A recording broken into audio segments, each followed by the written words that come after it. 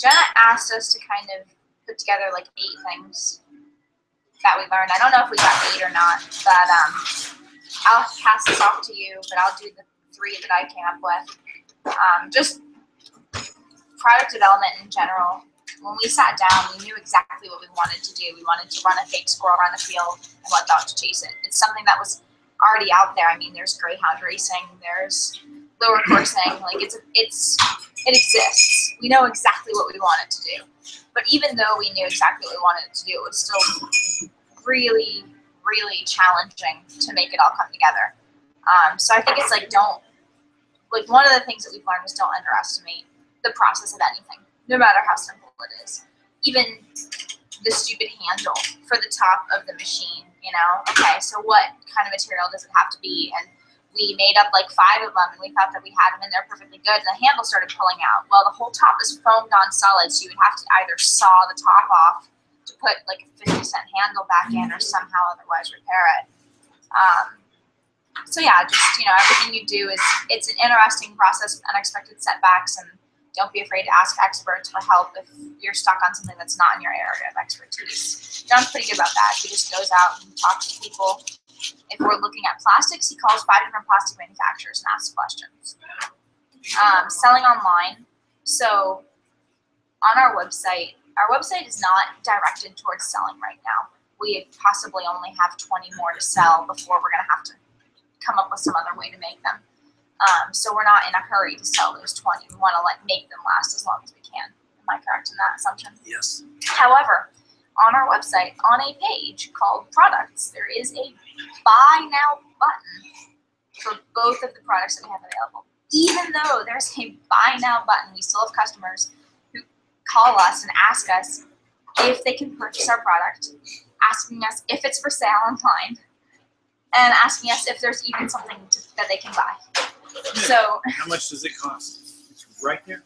It's literally right there. Can you I can bring up. Do you make it big enough? A big enough button? Oh yeah.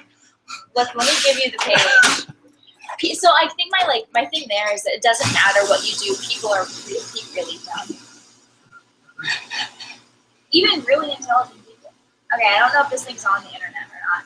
It's not. We'll get it on. We can get it on really fast. The password is letting you. Yeah. What's the password? The issue isn't whether somebody. Oh, cool. The issue is it's Oh, yeah, that's right. psychological. People view things differently, and you think logically. They don't view logically; they view illogically. And so it isn't whether someone's dumb or not, or whether someone's an interesting customer, an educated consumer. It's the fact that even though you see something there, it's how your brain and how your eyes render on a web page in terms of being able to know what to click on and what color it should be and where it's at. Well, and let's reiterate my number 1 point. We're not trying to sell these right now. If we could eke out these last 20 over the next 2 years, we'd be very happy. So we are not currently trying to direct customers to our Buy Now page. However, if you go to Products and you scroll down the Products page, you will see both of our products. URL? SwiftPaws.com. Both of our products, prices, and a Buy Now button. SwiftPaws.com. So they must get to your homepage and then immediately ask and they get questions. stuck. Yep. So maybe if you had a price on your. Well, again, we're not trying to sell it.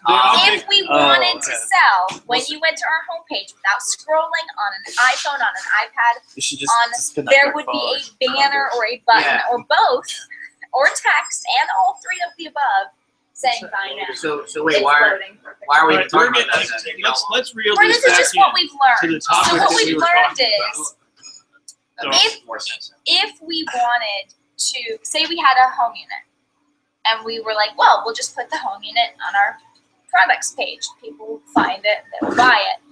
Obviously, we'd be going about it really wrong, because people really need to be funneled. Like, customers need to be taken by the hand and led down the path. And I would say that 80% of our customers do not buy until they've spoken with us personally on the phone. It's a big purchase. It's $2,000. These are people who probably shouldn't be spending that money on their dogs. Let's be honest. So, I mean, we have people who otherwise,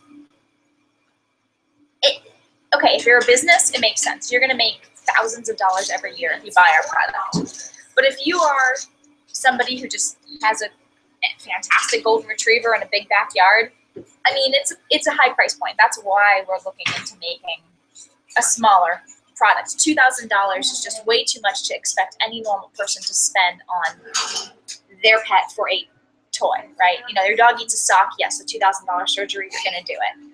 But your dog has a little too much energy, well, maybe you're going to pick up a tennis ball or learn how to run around an agility course for the same amount of money.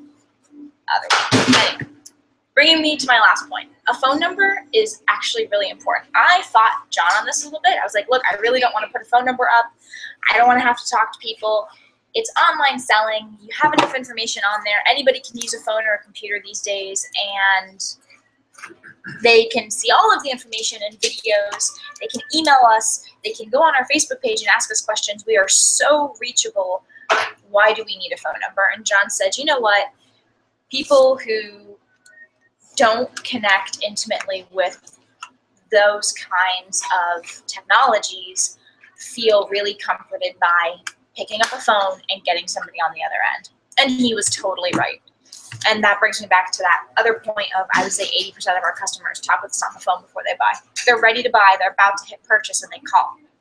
Even if they don't have any questions, they just call to be reassured that we exist, it is what we think it is. And do people know what the term lure chasing means? lure coursing, lure chasing, it's been around since, I don't know, when was greyhound racing invented? Yes. The answer Sorry to about your that. I had to question brew a is no. new. But Public your, is not. but your buyer is not somebody in the industry. It's someone who's a regular dog who's just that No. No? Currently our buyers, I would say almost all industry professionals. Oh, so it's people that are in the lure. Or Yeah. Oh, it is. Okay, so We they know what the term lure chasing. They know.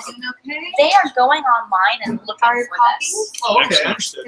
Good. We do not. Doing okay over here? Yeah, thank you. We do not market at all, one bit, not even a little bit. And that's another thing is that, you know, we were product driven. We wanted to make a product that worked, that the dogs enjoyed.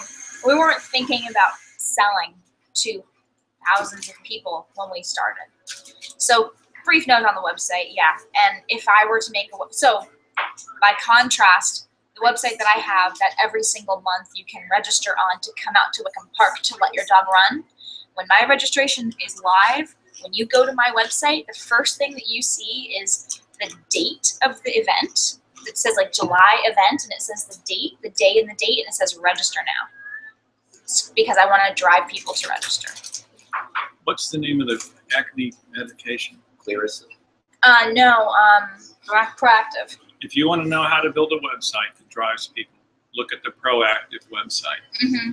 That's what they do. They're probably as good as it gets. Mhm. Everything is designed. My son and Megan studied this stuff extensively when they were messing around with some businesses 3 or 4 years ago. Everything drives you across the bottom of the page to either something that takes you to another page, but just study the Proactive. They're probably as good as it gets.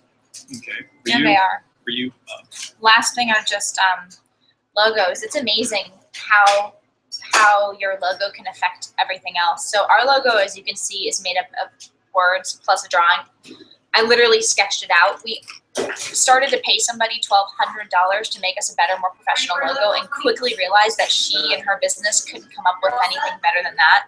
So we just haven't revisited it. We are open to the idea of creating a more professional whatever logo, but this logo in particular, if it's too big, people usually will read it first, and then they don't understand that it's in the shape of a dog. If it's too small, they'll see the shape of the dog or nothing at all, and they won't read it. Some people, the people who I like, get it right away, and they think it's great, right? I think it's great, but it's amazing how when you get stuff in front of, it's tiny.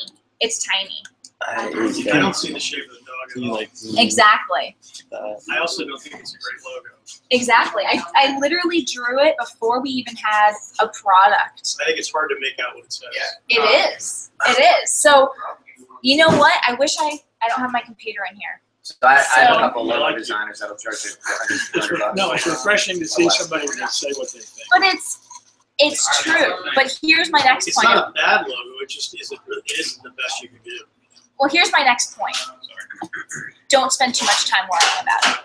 We've done, I would say, probably $100,000 of revenue between sales and stuff in a very short amount of time with that logo, right? Who else here can say that they took a logo that looks that The thing to wonderful? remember about a logo is a logo doesn't matter when you're on your website. Logo matters when you're trying to brand to get them to come to your website. Right, and again, we So do I no don't- marketing.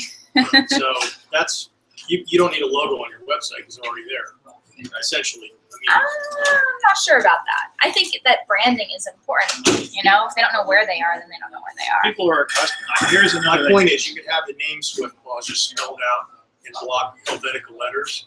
It does the same effect of having a logo on the Swiftpaws.com. It's spelled out in block. It is. Okay, along with the logo. Now look at the front. Oh, he has We a shirt. Okay, That's his head. so we figured that out that people don't know what the dog means, so we put the block letter next to it. My point I'm making is if you had swiftpaws.com at the top of the website, that has the same effect of having a logo when you're on the website. Here you are. But I'm gonna pass the torch to John. Very good. In listening to Megan, thank you. I want to give you all some perspective from some older people's point of view. This is an opinion, okay? And Megan's heard me say this before. The way that people 45 or 40 and under communicate your standards, what's acceptable, is very different than what's acceptable to people who are over 45 or 40. When I'm talking to somebody or I'm in a meeting and somebody's on a cell phone, it pisses me off. I'll be rude here. This is the example I was told by an older guy. I won't fart while you smell perfume. If you don't text when I'm talking to you. So my advice to you all, if you're ever dealing with somebody who's important to you or older, do not get on your cell phone. Do not do this. Do not have your laptop out unless it's pertinent to what you're doing, okay? We talked about selling. Selling is an act. People don't know how to sell. Learn to sell. You're selling yourself and your stuff all the time. You're here. You can say that you're learning, but what you're trying to do is sell your idea. Okay? Learn how to sell, and to sell you have to ask. And that was one of the things about Megan and I on the phone. I want those phone calls to come to me because I'm going to close. That's the deal. Learn how to close. I talk to them, I get them interested, and you listen. Listen to them. What do you think about purchase? What would it take to get you to buy? Are you prepared to buy? You ask for the purchase. You can dance with somebody all day long, and if you don't ask them to buy it, they will never buy it. It's important. Remember it. Learn it. Read a book about it. It's one of the most important things you'll ever do because you will spend your life trying to get people to do stuff for you. Okay? If you want to be, whether it's get a cup of coffee, work for you, communicate anything, you have to close that specific deal. Does that make sense? Yeah. Thank you for responding. I ask you for the response. Okay. Got it. Is that fair? Would that be fair? Okay. Very good. You all are quick learners. All people need to be sold. Marketing. We were talking about these images. I believe that people are comfortable with the format. The reason we all like McDonald's is because we know what we're going to get. Okay. The hamburgers are fine, but they're not that good. But you're comfortable with what you get from the reason McDonald's. we don't like it is because we know we're going to get. That could be true also. They sold how many billion hamburgers last year? I think they're doing all right. I think we like We're their actually not hamburgers. doing all right. Okay. Anyway, but that's another story. Their stock is down, and their product is shit. And I'd they're appreciate it if you did conversation. That kind of stuff. When they come into your website, when they come to your packages, there's things that they expect to see. You may or may not want to have your logo up there, but people expect to see a logo, right? Yes, no, does anybody, do you expect to see a logo? Okay, very good. Thank you. So while all of these other things, you may not have the perfect this, you may not have the perfect that, do the things that people are used to.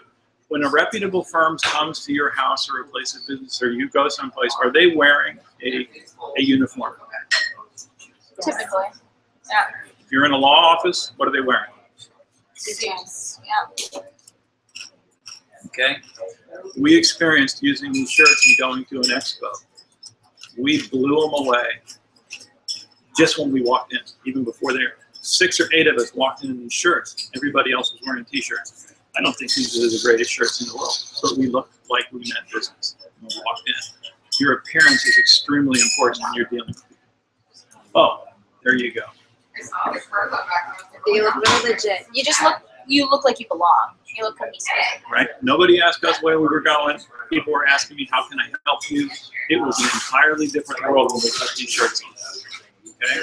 So, image, communication, all that sort of stuff. So that just came up. Where's your cell phone? Oh, is that your cell phone? It's loaded. Here, let me get you in. It's top security. This is the video. No, the video's on here. I'm excited for it. There you go. Scroll through it. Megan touched on this. Most everything will take longer than you think it's going to take. Yeah. And most everything will cost more than you think it's going to take. Cost. Our experience was 3 times Right. what we were quoted. In cost and time. Yeah. And I hammer people. I mean, like I drilled you guys about giving me a response. She'd seen me sit down and ask somebody a question again and again. I'll point my fingers. I get my stern face going because I know they're lying to me because they want to sell you. Yeah. Right. So she says 3. My dad used to say, do the best estimate of how much you think it will take, how much time. Double it. Get comfortable with that, and then triple it. And I used to think he was baloney. I just got an email from the guy that promised me he was going to deliver our covers today, wanting to know how to trim them. That was 6 weeks ago. He told me 1 week. I rest my case. 3 times 2 times. Double it times 3 is 6. It took 6 weeks to get a 1 week product. Now we still don't have the handlers for that. Okay, so everything is going to take you longer than you think. Count on it. If you don't count on it, you'll create stress and you'll run out of cash. That makes sense? Stress sucks. You know that it's going to take 6 weeks to get the caps in. It's fine. But we promised customers 3 weeks. I'm 3 weeks behind on delivery. So we're now telling customers to allow 4 to 6 weeks for the manufacturer of their machines. And we're careful about saying that because we had people email us and say, well, how long is it going to take to get to us? We're like, look, it's going to take 4 to 6 weeks to manufacture it. Then we got to box it and ship it to you and allow 2 to 4 weeks for delivery. And they're still throwing money at us. Huh? You need to bring that back up. Sorry. Thank you. It's catch-22. You must establish with people that you will be monitoring their process up front. Great, thank you. Make it part of your deal. Let them know you're going to harass them. Let them know you're going to check, not harass, you're going to check in. You're going to want to know. Okay? And I wrote this down. Here's the rub. If you do monitor it, if you don't monitor it, it'll be late or it'll be wrong. If you do monitor it, you won't need to. Does that make sense? If you do monitor it, you won't need to. Monitor. Okay. Because you're checking up on them. Because you have your nose in the process. At the end of the process, they're going to go, that really wasn't necessary. Yeah, it was. That's why it worked. We just had a customer do it to us. I actually really appreciated it. It's a gentleman from Australia, and he runs a boarding kennel in Australia. And he emailed us, and he said, I read on your website it's going to take 4 to 6 weeks for manufacture. Can you give me a better timeline? Can you get me a shipping quote? Can we talk about transformers? I emailed him back. He emailed me a response. I said, I need your address, whatever. He emailed me a response. It was on like a Sunday. So on Tuesday, he gave me Monday. On Tuesday, he sent me another email and said, "Just wondering where you're at. I'm getting you that quote." I smiled to myself. I put together a quote. I sent it right back to him in an hour.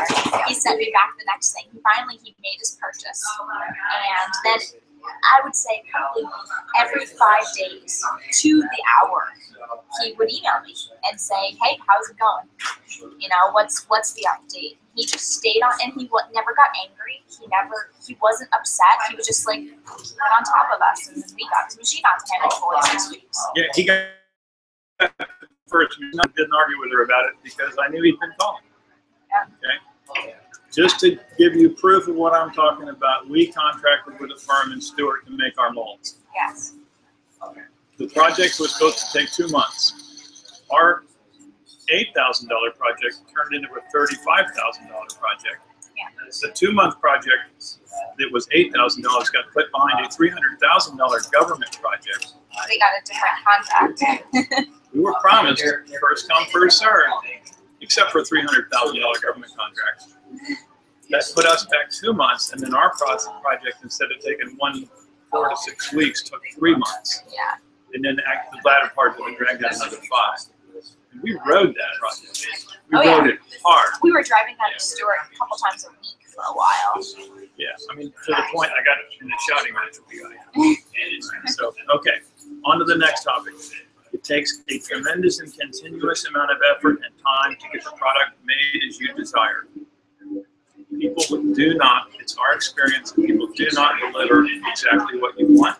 That it must be exactly what you want. Okay? I don't know how to make that more clear. I can't emphasize it enough. They will give you something back that's close. And they go, well, what do you want me to do? Here's 5,000 of them. What do you think I'm going to do? Go back and change it? All winds up in your lap. Okay?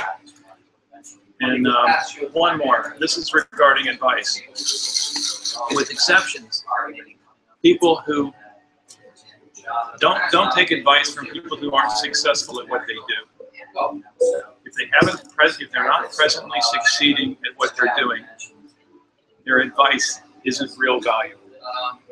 And the rub is that if they are presently successful in what they're doing, they're probably too busy to talk to you, or they have a ton of money and they're in the business. So it's a hard thing to get into. I constantly have people that aren't successful at what they're doing, telling me I'm offering suggestions. You know, so you're saying people that give you suggestions are not successful. The people that don't have time to give you suggestions are people that are successful. I prefaced it with in general. You get the good ones every now and again. Right. You have a successful business and you're helpful. You don't know if I'm successful. I don't? I don't know. I checked in. You want me to come down and talk with you? I'm not going to drive down to Miami without looking. Anyway, that's the point. The point I'm asking, I think you're meeting the wrong people if that's the case, because I meet really successful people all the time that are willing to give me advice and help me out. As do all of us, otherwise we wouldn't be sitting here. We're just saying it's hard to find those kinds of people. And the more successful you become, the farther up the business ladder you are, the more people are going to help you because you have something to offer you, like you might do business with them. I think that's what we have found. That's what I've found. So I think that's true too, and that's a good leadway to the fact that we just got a new mentor for Groundswell that I'm really excited about, and I didn't expect out of the blue. She's this woman who did major advertising campaigns and marketing research for AT&T. So she's like a 20-year marketing veteran, and she's here to help Groundswell startups like figure out what is your market size and stuff like that. So that's new today. Surprise, left field. That's really cool. Yeah. Is she local? She's in Atlanta. Okay. So she'll do virtual calls with everybody. I like it. So that's all we had the app about. We have a little video to show you, and it's just a little history of our trials and tribulations and successes, and then we're done. It's 2 minutes. It's We sorry, 1 second. Sorry about that. Oh, this is so cute. I purposely recruited Brian here because to talk about like the potential to add software into it, and like, Yeah, just to explore like whether or not that's like a worthwhile thing. Yep. And there's a team over there as well. And I'm hoping to bring them over here as well. They're all computer programmers and can give their 2 cents, and then we can all have like a dialogue about, you know, if you want to. Absolutely. All right. It's 2 minutes. It just kind of shows you. If you wanted to see the video, it's on the screen. It's 2 minutes long. It goes through like what we've done, our prototypes, our production process. So it probably. Let's see. Can you see it?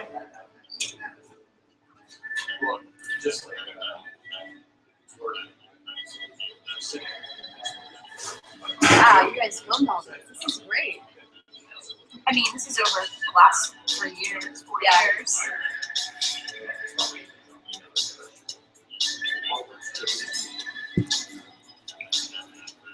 So is this something that's in there?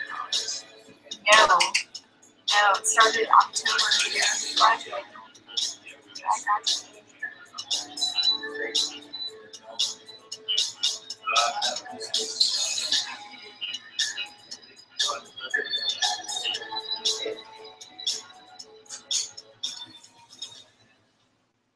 How many dog owners are watching this morning? How many dog owners feel guilty their dog might not get out enough and exercise worry about this. I know. Well, this is a great way to get them that exercise. It's called door coursing. I want to introduce you to Megan Wolfram, who's actually come from Florida for this. Swift Paws is the name of the company that does this. If Pancho did that every day, he would be in such great shape, A, and B, he would be quiet in the house. I love that.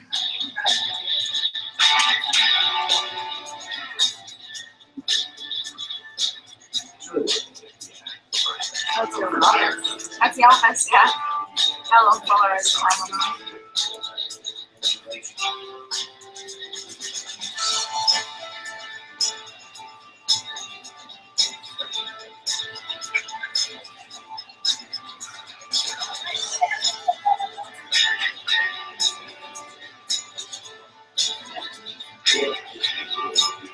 So that's our home unit prototype. I tried to answer. I know. Really funny. And that's all the farther we've gotten on the home unit thus far. But There you go. there you Awesome. Thanks, go. guys. 4 years and 2 minutes. Is